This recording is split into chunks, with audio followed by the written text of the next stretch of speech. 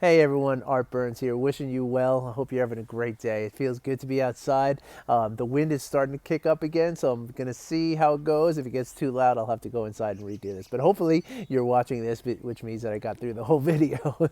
And so, today I wanted to talk about what creates the conditions for your happiness. Okay, it's a very, very essential question for us to ask ourselves sometimes, and the answer, might be a lot less complicated than what you might think, right? So, there's a couple of basic things that we need to understand before we even discuss this, right? But the one thing is that psychologists have overwhelmingly shown through many, many studies of young babies and all kinds of different ways that they've studied things that show that we are born with an innate sense of goodness, right? That we're good people when we when we come into this world. Another very important thing to understand as we understand our nature, right, is that happiness is our natural kind of default position, right? Like we are meant to be happy, right? So if we can accept those two things as givens, right? Which again, there's so much evidence behind this, hard-nosed neuroscientific evidence, right? Not woo-woo spiritual stuff, but real science behind this, right? So if we can sort of move ahead with this conversation with those things as a given, right? So then how do we answer that question? How do we answer the question of what creates the environment for our happiness, right? Because if happiness is something that comes from within us, then it's not something that we need to get from the outside, right? It's not something that, the new gadget that you get, the nice house that you get, the nice clothes that you can buy, the nice car, and all that kind of stuff. That's not what really makes you happy, So what are the real conditions for your true happiness? Well, again, the answer is probably much more simple than you think it might be, okay? The answer is presence, right? And again, there's been overwhelming studies and there's just plethora of data that show that the more present we are, the happier we are. Okay, it's again, study after study after study has shown this unequivocally to be true, right? So presence is the first thing that we need to be happy. Acceptance is the next thing. Okay, I talk about acceptance a lot here, and because acceptance is, again, it's just an absolute, intrinsic part of our happiness, right? The experiences that we have in our lives are not what causes our suffering, right? The thing that causes our suffering is the degree to which we are willing or unwilling to accept what is going on. Now, as I talk about a lot here, acceptance does not equal acquiescence. It does not equal surrender. It does not equal, apathy. It doesn't mean that you just don't care about things and so therefore you accept it, right? The idea of acceptance is that even if it is something that you don't like, even if it's something that makes you uncomfortable, even if it's something that is hard for you, the idea is that if you accept it, okay, as being what it is, okay, just accepting the reality of the situation, then you can approach it with an openness and an ability to actually change it.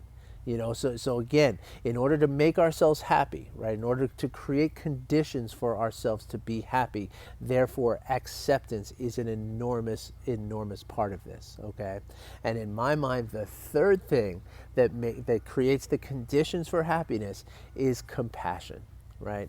Now, again, we are all brought into this world with an innate sense of goodness, right? Children, if you look at small children, they gravitate towards kindness. They gravitate towards generosity. When a kid sees you, express, happiness that she's playing with her rattle, the first thing she's likely to do is to hand you the rattle because she sees that it makes you happy.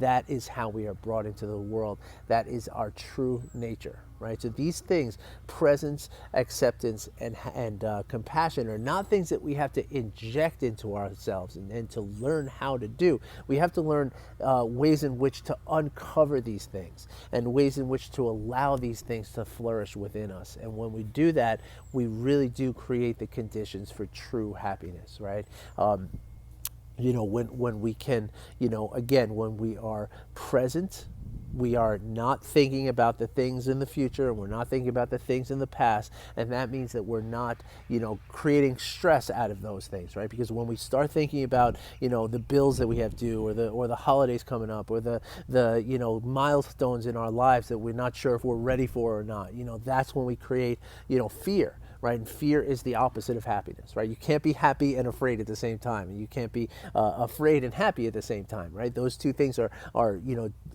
juxtaposed to one another, right? And your brain literally can't do both of those at the same time. It's like physically impossible, right? And so when we start living in the future or we start living in the past, that's when we start feeling, either regret for the past or fear for the future, right? And that there creates unhappiness, right? So that's, now again, as I mentioned a moment ago, when we are able to accept what it is that's happening, again, doesn't mean enjoy, doesn't mean that you have to like every situation that you're in. It doesn't mean that you have to just acquiesce or feel complete apathy for whatever is going on, right? That's not the idea. The idea is simply to accept it as reality, because only in accepting it as reality can we hope to change it, right? So only then can we hope to, kind of change those things in our lives which are creating unhappiness, right? So therefore, but again, you can't do it when you're judging the things, right? Like when you're feeling like angry about a loud neighbor or something, or you're in a place where you're judging this thing, and that judgment is causing an emotional reaction for you, then you can't address the root cause of what's happening. All you can then do is react to that emotional trigger that you're feeling, right? But when you can simply accept it, okay, then you can walk over to your neighbor with a fruitcake and say, hey, would you mind keeping the noise down? Or, obviously that's a very simple example, but there's always ways that you can address those things which cause you to be suffering, right? But only if you accept it first, right? Accept the reality. Because again, our minds have a tendency to do one of two things, right? I've talked about this a lot. The things that we judge as good in our lives, our minds have a tendency to cling to those things. And in clinging to those things, we're automatically creating a future thing, right? Where we're creating a fear of losing that thing, right? In the future, right? Otherwise, we have a tendency to push away on the bad things, right? We have an aversion to those things which we judge as bad, which again, that's creating a fear. That's creating a sense of, I don't want this to be happening, right? And so the only way to alleviate that clinging and that pushing away is to exercise acceptance, right? Again, please understand, it doesn't mean that you can't change the things in your life that you don't like, that are uncomfortable, that are causing you suffering. It doesn't mean that at all. What it means is that until you accept the things that are causing you suffering, you really don't have a chance to change them.